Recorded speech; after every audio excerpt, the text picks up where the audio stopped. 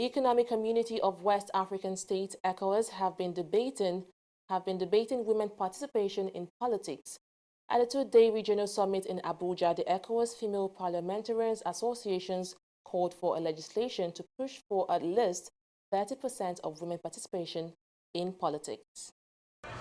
The issue of gender inequality is one topic that has been discussed in many global summits across the world. It is one of the 17 Sustainable Development Goals initiated by the United Nations in 2015.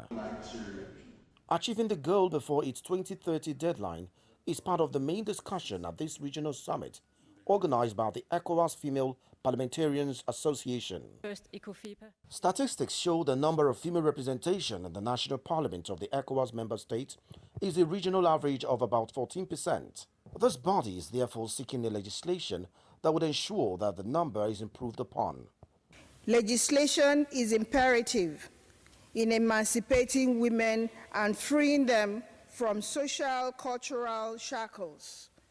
Laws deliberately aimed at improving the plight of women economically and politically must be promoted and passed into law. The laws must prohibit discrimination against women by political parties and must protect women against violence.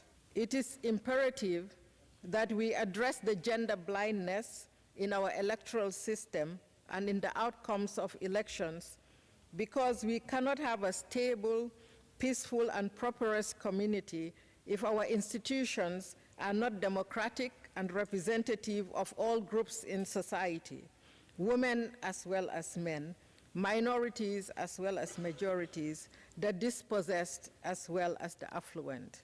We have a common cause, and it is quite impressive to see the number of national and regional gender policies that have been launched in the region, in West Africa, in order to achieve gender equality, increase women's participation in decision-making, and expand women's economic opportunities.